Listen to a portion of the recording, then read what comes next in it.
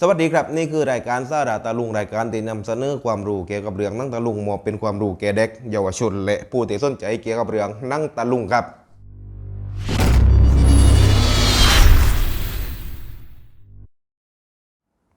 เมื่อปีที่แล้วครับ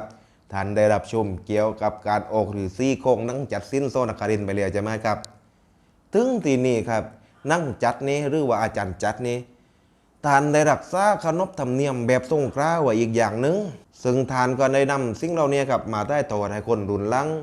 ได้เห็นว่าเมื่อก่อนนี้นั่งตะลุงมีแบบนี้นะนั่นก็คือการออกรูปชะผมก็เคยได้พูดไปแล้วครับในคลิปของรูปชะแต่วันนี้จะมาทบทวนความรู้ที่ครับคำว่าชะนี่ชะคือการปะทะหรือการรบในสมัยเมื่อก่อนครับนั่งตะลุงเวลาเขาออกหรือซี่เซตนี้ผมได้ไปอ่านพบมานะครับอ้างอิงจากหนังสือความรู้เกี่ยวกับนั่งตะลุงเขาบอกว่ารูปชะนี้คือทศกัณฐ์กับพระรามออกมารบกันถึงที่นี่เมื่อก่อนนี้นั่งแต่ออกรูปชาเลยนี่ก็จะไม่ออกรูปคู่กันซึ่งการออกรูปชานี้ในสมัยนี้นี่จะมีเห็นได้อยู่ที่ทางนั่งปลาตกหรือว่านั่งฟังจังหวัดภูเก็ตพังงากระบี่แต่แถวนู้นก็ยังมีอยู่นะครับเขาเรียกว่าจับชาแล้วก็อีกทีนึงก็คือระยองเพชรบุรีฐานูนะครับก็ยังมีการจับชาอยู่หรือว่าการออกรูปชาอยู่แต่ว่าการออกนะครับก็จะออกไม่เหมือนกันบางทีนี่จะออกหยาบเลยเพราะว่าเป็น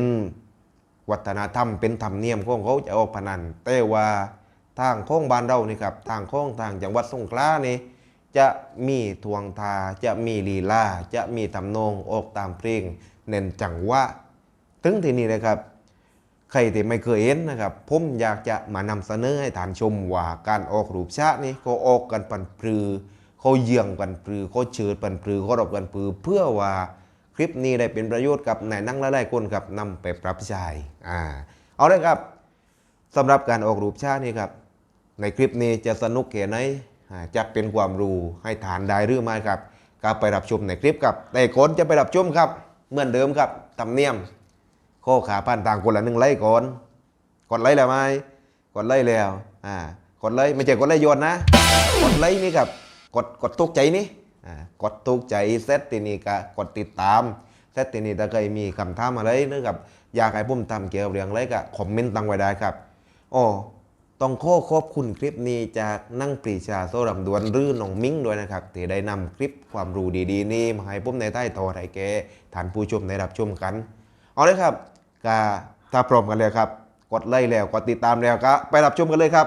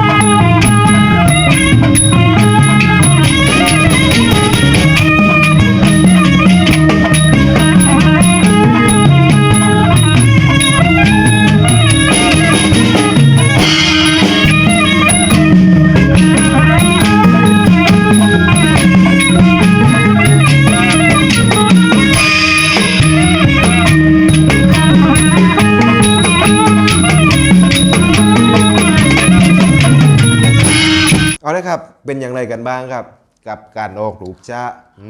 เรียนมากับฟูกวักโรยได้แรงออกนะครับนี่เป็นการรักษาขนบธรรมเนียมนั่งสมัยก่อนไว้ลุงจัดก็เคยบอกว่าทานก็พยายามที่จะรักษาเอาไว้เพื่อให้คนหลุดลังนี่ได้เห็นว่าโอ้นั่งสมัยก่อนมีปันนี้นะเอาละครับถ้าใครชอบคลิปนี้กับก็ช่วยกดแชร์กดไลค์นะครับช่วยกดซับสไครต์ไว้กับช่องประทุมสินสตูดิโอด้วยครับเพื่อว่าทานจะได้ไม่พลาดชมคลิปใหม่ๆของเราครับสำหรับ EP หน้าครับผมจะนำเสนอเรื่องอะไรครับ